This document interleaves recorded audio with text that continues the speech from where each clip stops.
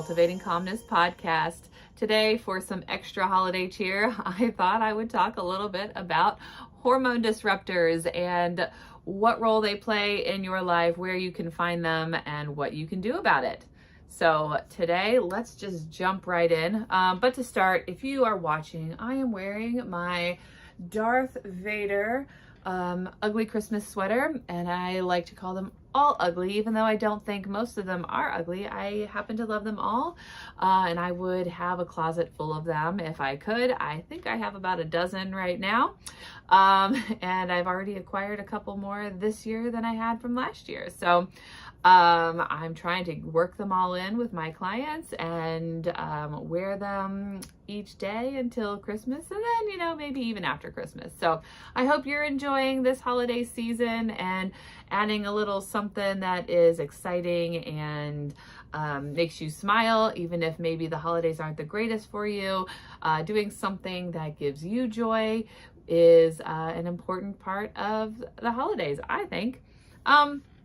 So hormone disruptors, I've wanted to talk about this for a while, and I'm not going to go into like super extreme detail or anything like that, but you've probably heard that statement thrown around. Another thing you may have heard is an endocrine disruptor. So hormones, endocrine disruptors are kind of used interchangeably because these are things that are within your environment that, when used, whether it's applied on the skin, whether it's a product like sprayed in the air, something that, well, it's usually something that touches your skin or breathed in some way that is then going to cause a disruption in your system. And we'll get to some of those things later. But what they do is they mimic, block, or interfere with the way that your hormones are supposed to function in your body. And we need our hormones to function for everything. All of the cells in our body, you know, in some way are working with or affected by your hormones. And so we've talked about food before, and I'll probably talk about food again, but I want to talk about products and items and things that you don't usually or probably have ever thought about being a disruptor in your life. So I'm going to go through a few different types and what you know, you may find them in, and then if you're watching and you see, I have some products over here, and I'm just going to do some visuals and show them to you, both good and bad. So some of you who are listening may have heard of DDT, and that is a old hormone disruptor that was used many decades ago, and it was actually used to like prevent pests on farmland. But you've probably seen videos or images of the product being sprayed like through neighborhoods, off the backs of trucks, and I believe, and you know, don't quote me on this, but you know, it was used in household products, like it was in wallpaper. You know, kids were sprayed directly with DDT until they realized that it was actually causing problems. It was they found to be not healthy. And so yes, did it kill bugs? Absolutely, it did its job. But because it was doing that job, or when it was doing that job, it was also harming people. And it took them some time to figure that out. And there's other history involved with DDT that I won't get into today. You can feel free to look that up. But DDT has been taken off the market. You won't find it in any products to my knowledge, but you may still be able to see DDT show up in your food because of that historical usage and it being in the soil and things like that, from what I've read. But that may not be, you know, as prominent. I believe that it's a possibility. But right, our government learned that it wasn't good and they took it out. Okay. So these other things are things that we have learned are not good, and yet are still in many, many, many, many products, and many of which, if you are not crunchy like me, and even if you are crunchy like me, you may still have them in your house, like I do. And so it's a process to learn to live life without these products, or learn to find ways of incorporating healthier alternatives into your life. Sometimes it's a financial factor. Sometimes getting new things are more expensive. So it's, how you work those into your life, and if you're able to, and knowledge is power. So the more you learn, what they say, know better, do better. So when you know that something's better, then you can do and make better choices with that information. So one that most people have probably heard of is BPA. It's an estrogen-like chemical that is found in many products, still found in many products, although it's more widely known. So these are things that you, the listener, have probably heard of, and it can, it's been taken out of products, but it is still not taken out of every product. So now you will see products being labeled as BPA free. So they're found in things like receipts. Yes, the receipts you get from every store everywhere most likely has BPA in it. So you touch that, you fold it, you crinkle it up, right? You now have that on your skin. It's being absorbed into your skin. You've absorbed an endocrine or hormone disruptor into your body. Phthalates, those are found in products like, well, they're found in everything. Nail polish, makeup, lotions, soaps, packaging, flooring, fragrances, and so on and so on and so on. They are literally everywhere. PFOAs, otherwise known as Teflon. That is a forever chemical, meaning once it is out there and in your system, it is in there. If you have ever used Teflon, you have Teflon in your body. So do I. So, I don't know that they have learned how to get Teflon out of your bloodstream and out of your body. That's why it's called a forever chemical. You can't get rid of it, to our knowledge, yet. So the most exciting part of this podcast today is, what are all these things in, and can they be found in your home? So I went through my house looking for some of these things, finding both the good and the bad, things that I still have in my home. So it's kind of like I know, and we're, haven't worked on getting some of these products out. So those are goals. Those are goals that we have. So easier ones like water bottles, right? We talked about that BPA. So I have a plastic water bottle here. These are BPA free. I know it probably says somewhere on the bottom, yeah, it says BPA free. This is a 𝗘𝗽𝗃𝗀𝗃 water bottle. So, we want to try to just get rid of plastic in general, better for the environment, because these do break down. They break, they're easily fall apart. This one I'm holding doesn't have the little strap here anymore. It's dinged and banged up and scratched and all of that, but it still works. And we're told it's BPA free. So probably could get rid of these, but BPA free, that's a good thing. Then we have our metal water bottles. These are better for you. They're metal inside, they're reusable. You just need to wash them. Now the concern is on many of these water bottles, the bottom part here, if this becomes scratched for whatever reason, the sealant, the way they seal this, there's lead in here. So if this were to come off, this paint, the bottom circle here is likely to contain lead. Many people out there have done their own testing, have sliced open many water bottles to see where does the lead exist. And for most of them, it's right here on the bottom. There have been some that maybe it's found on the top where you potentially could drink from. But in general, get yourself one of these metal water bottles. There's all different kinds of versions out there. Some may be considered better than others. I'm not here to tell you which one of those. We're not going in that much detail. But get yourself a metal water bottle. So plastics. So if you have these plastics, right? These Rubbermaid containers, I don't think they are BPA free, and they say you can microwave them. Do not microwave in plastic, because whatever is in this plastic will leach into your food, and we won't talk about the, health related to using a microwave.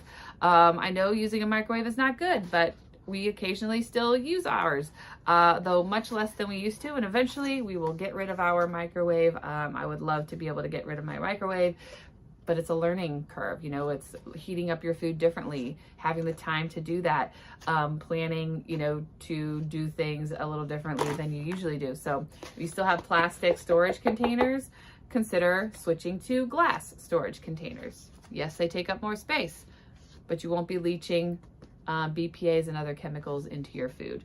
Even just storing them in it, putting hot food into plastic containers can leach that into your food. I mentioned Teflon. This was not Teflon. So this is an old pan.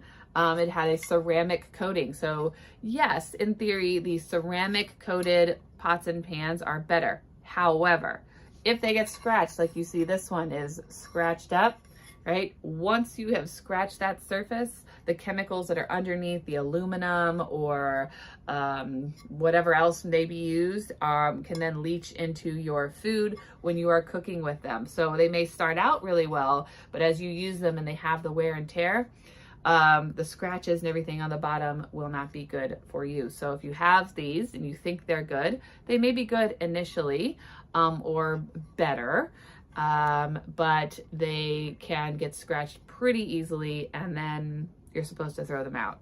But we don't. Like, you know, like I said, this is an old pan. This has lots of scratches on it, and this, you know, would need to be thrown out. A healthier alternative would be cast iron. So here's a smaller cast iron pan that I have. And so you have to learn how to cook with them and clean them differently. You can see a little shimmer on here. There's oil in here, which you do to coat it once you're done using it and cleaning it.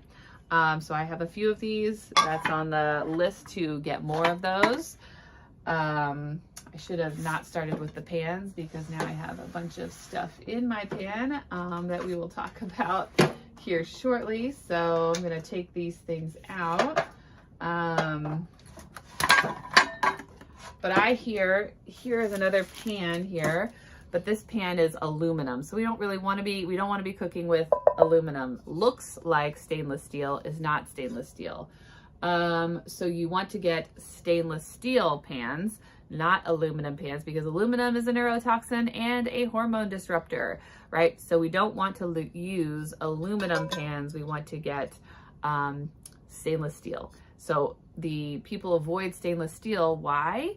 Because you have to learn how to cook with it. And I'm still learning how to cook with stainless steel. I've gotten better, but you have to cook differently with stainless steel. You can't just toss the stuff in and cook like you can on a non-stick coated pan.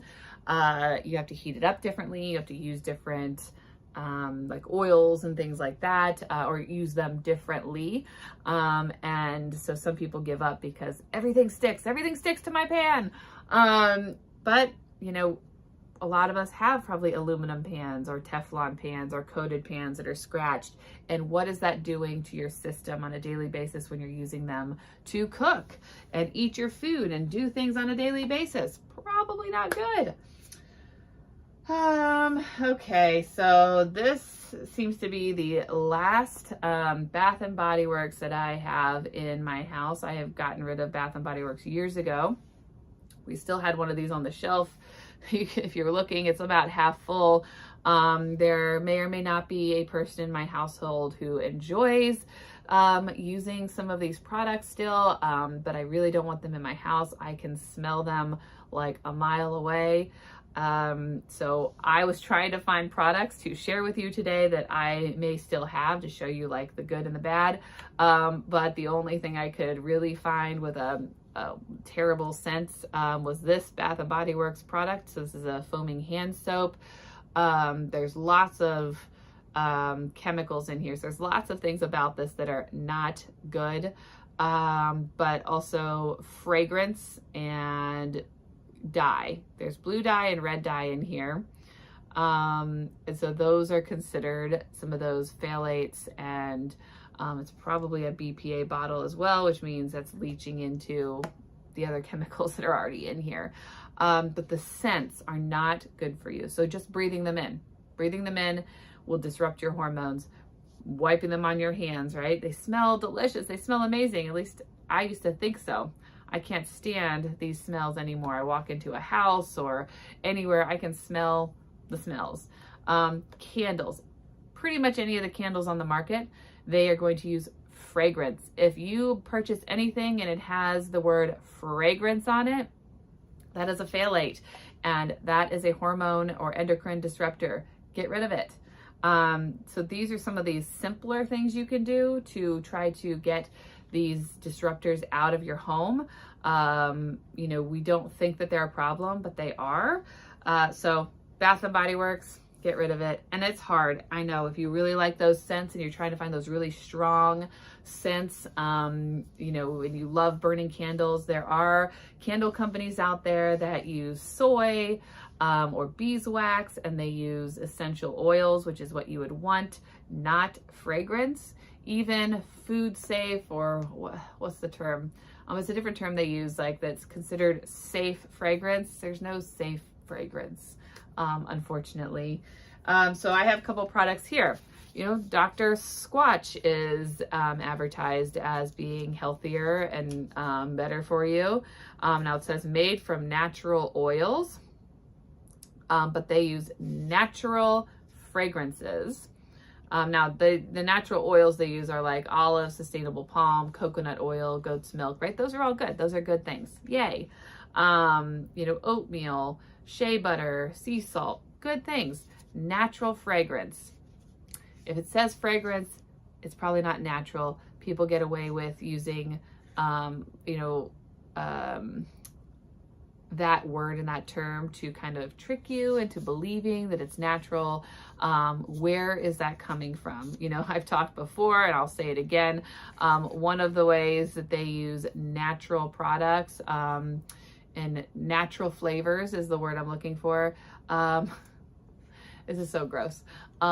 Beaver anal gland secretions is a natural flavor. And they use it in many products to get certain flavors. And they do that to you. Well, beavers are natural, right? Would you like to have beaver anal gland secretions in your food or your smelly products? No. So this is actually on my shelf. Right, so we have some of these. Didn't realize that they had natural fragrance in them. So, you know, probably not the best. There are other ingredients in there are good. Those are better. So if you're looking to make better switches, this would be a better product than the Bath and Body Works products, right? But then we go to an even more natural product. So this was from a local soap maker. This was Gem Farms Soap Company. So this is green tea and spearmint. So this is made with lard, tallow, coconut oil, and then green tea, lye, and then spearmint essential oil. That's it. Those are the ingredients, right? So this would be a better version. Now you have to be careful with these products as well. I love going to the craft shows and getting soaps and things around the holidays. And I have been probably duped and, you know, forgot to ask or check and bought soap and realized that they use natural scents. What do they call this? Natural fragrance in their soaps. And you really want to try to avoid those natural fragrances or fragrance in general, and you want to try to get a company that uses essential oils that are not going to hurt your hormones and therefore hurt your body. I love the smell of this one. It is awesome. Did you know your toilet paper, and I can't confirm because I did not look it up right before I said this, but like your paper towels, they're bleached. Bleach. Not really great for you, as well as like the other products that they use to kill all the germs and turn them bright white. You know, the paper doesn't just turn bright white, right? Your trees aren't white. So looking into other sustainable, other types of toilet paper, you're not going to find them at the grocery store. So we started buying Who Gives a Crap toilet paper. They make bamboo toilet paper as well as recycled toilet paper, and they do not bleach their toilet paper, but they use things like hydrogen peroxide, and there was something else that they use to get them to be white. Not only are they not using bleach, but they're using you know, like sustainable products, and not having to like cut down trees, and bamboo is a good, healthier alternative. And so maybe a little more expensive, but actually not that much more expensive to my knowledge than the toilet paper that you're gonna go buy at the store. So cough syrup, I went through our cupboard and I found some old stuff. But so even just thinking about things that are in these products that don't really need to be there, right? There are better ways to make cough syrup. And we can get into all the chemicals and other things in here, but like NyQuil, right? You've seen NyQuil, but like it's bright red. It doesn't need to be bright red. That is food dye. That's not good. So you're giving your kid or yourself, you know, cough syrup to try to help you. And you're also hurting their bodies because of the red and or other food dyes that are in this product. I actually saw, and I didn't have any in my fridge or have it in my house, the electrolyte drink, the Pedialyte. You know, it's supposed to be good. You're supposed to, you know, it's supposed to help your kids get their electrolytes if they're dehydrated. But what do they put in a lot of it? Food dyes. They don't need to be there. They don't need to be there. There's other ways you can dye food without red dye number 40, and yellow and blues and greens that are going to hurt them and disrupt their hormones and disrupt their systems and cause all kinds of problems for them. So you could get something more like this one.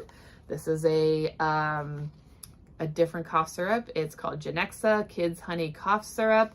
It does not have food dye in it. Honey, water, acerola, fruit, which is vitamin C, organic cultured dextrose, citric acid, elderberry, echinacea, no food dyes, and really no huge crap ingredients. Some might argue that the citric acid and the dextrose might not be good, but much better choice and option than the NyQuil, which also I didn't go into all the other stuff that's in the NyQuil.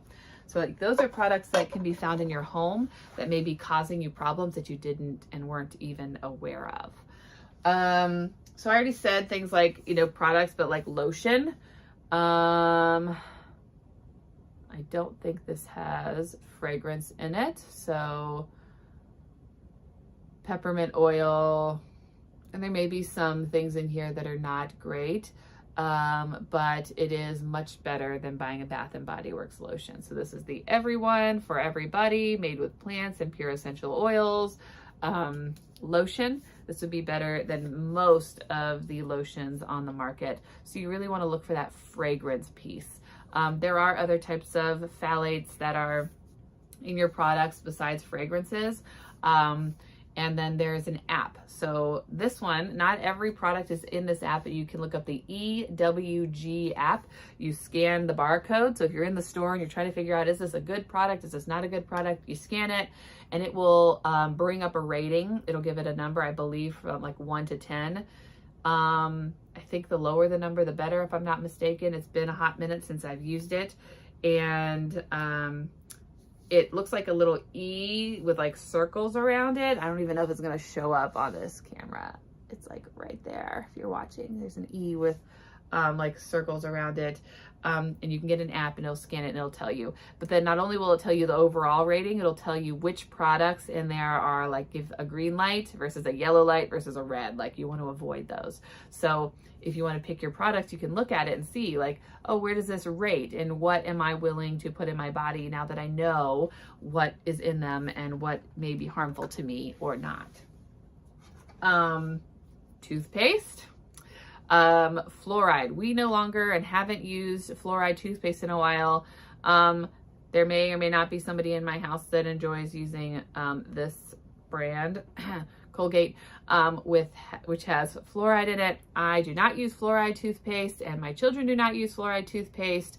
And there is a lot of information out there and a lot of people that will argue that fluoride is good for your teeth, and there may be some evidence out there to show that maybe it can strengthen your teeth. However, I would encourage you to look up how fluoride is, how we acquire fluoride, the type of fluoride that's actually in your drinking water and in your toothpaste, versus the type of fluoride that is supposedly good for you. So it's a neurotoxin, hormone disruptor, not good for you. Try to find those toothpastes that are do not have the fluoride in them or the fragrance. So a lot of these products, again, are ones that I have gotten rid of. There's nail polish. So a lot of you ladies out there, your children like to use nail polish. Excuse me. I still hold on to my old nail polish just in case I want to use it for like an art project. I've done some art projects with old nail polish. I don't use these anymore. The colors are amazing. This one, it was a fairly cheap nail polish. It was called Sinful Colors. They look great.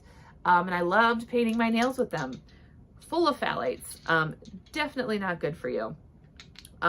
Here's another one. It's �y'𝗋𝘂𝗶𝘃𝗁. I believe they maybe have less chemicals in them, but even this kind does not work on my nails. So the way I can tell, since I've stopped using these types of nail polish, my nails, if I put this on, if I go to a salon and get my nails done, within a few weeks to a month or so, which I just did this about 2 months ago, my nails will start chipping and breaking.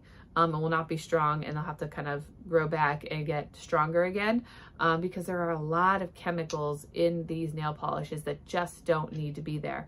So you can look up nail polish brands that offer, sometimes they'll say 5 free, 7 free, 10 free, 12 free, meaning the top, X amount of chemicals that are typically in nail polish are not in those brands. So some ones that I have on my shelf is Glue, stands for Girls Like You. It's actually a Columbus-based company, and they are 10 free.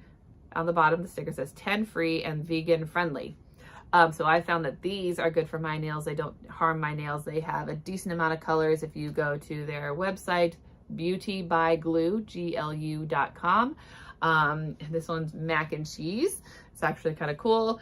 So I have several of their colors. You can find them in some local stores and their website.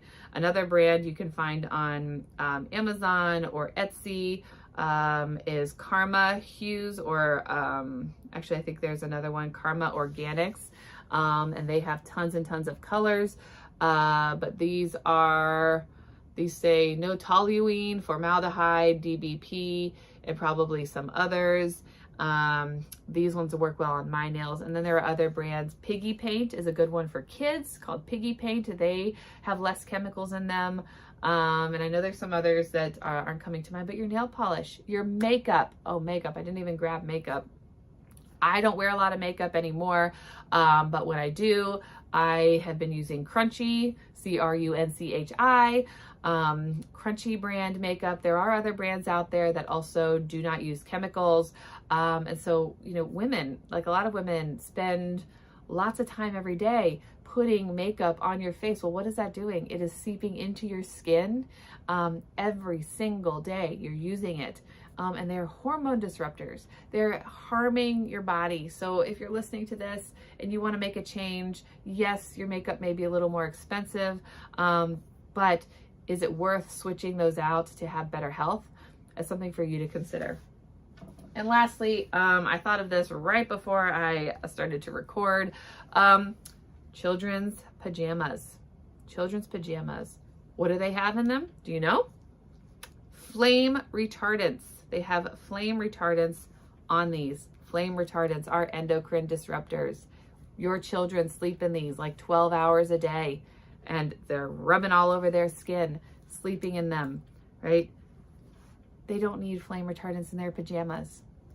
So again, these are found in my house. These are things that I've used. These are things that I've learned over time. And so I try to unincorporate them in my life.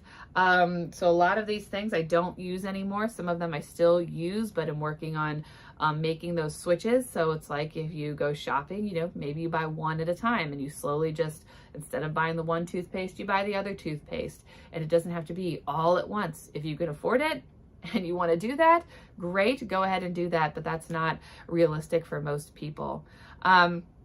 So, you know, what happens when we use these products? Like, what is an endocrine or hormone disruptor? What can they do? They can disrupt like your growth, the way you're growing, the way your children are growing, your developmental milestones and the way you develop, what's developing, how your body's developing, even in utero. It can affect your metabolism, your sleep. So many things can be affected by these things. Your reproductive system, cancer. Why is cancer exploding these days? Don't tell me it's because it's diagnosed better. I don't believe that for a hot second. Don't believe it. Sorry. Your immune system. We have tons of autoimmune diseases now. Your neurological system, diabetes, metabolism, asthma, like early onset dementia, Alzheimer's, right? All of these things can be affected by these products that we use every single day that we're told are safe. But are they really safe? So we wonder why, right? There's so much cancer, there's so much diabetes, there's so much autoimmune diseases and trouble with women getting pregnant and with, you know, children's periods starting earlier and earlier. You know, why is that happening? Well, these products could be part of that problem. I'm not saying they're the only reason, but it could be part of the problem. And as a therapist, you know, these are things that I often talk about with my clients, because we can talk about your mental health, we can talk about your depression, your anxiety, your trauma, your grief, but if you're using these products and they are having an effect on your hormones, right, there's nothing that our talk is going to do about that. So if you can start to get rid of some of those products and start to heal your body and allow your body to heal, it may also allow you to help to heal some of those mental health things that are going on, which are connected to your hormones, by the way. So it's not just like your physical health, you know, your physical health attributes to your mental health. So I offer, or I host, a mental health professionals luncheon every month. And this month we are actually hosting 𝗘𝗨𝗪, and she's going to be talking about the effects of birth control on your hormones and your body. So if you're a mental health professional and you would like to attend, you can go to my website, 𝗘𝗨𝗪𝗀𝗪.com/events, and you can register for that luncheon and all the other luncheons that are coming up in 2025. But I hope you learned something today. I'm not trying to scare you off. I'm not trying to tell you you're doing everything wrong, because believe me, I didn't know until I knew. And even when I know, I can still not make the best choice. It's a learning curve. It's a process. It takes time. And slowly but surely working on doing better things in my life. And I want to help you be able to do the same thing. I hope you're having a wonderful week. I hope you have a wonderful rest of your week and a good holiday. I will see you again next week, and then we'll take a little break for the holidays. Thanks for joining me today.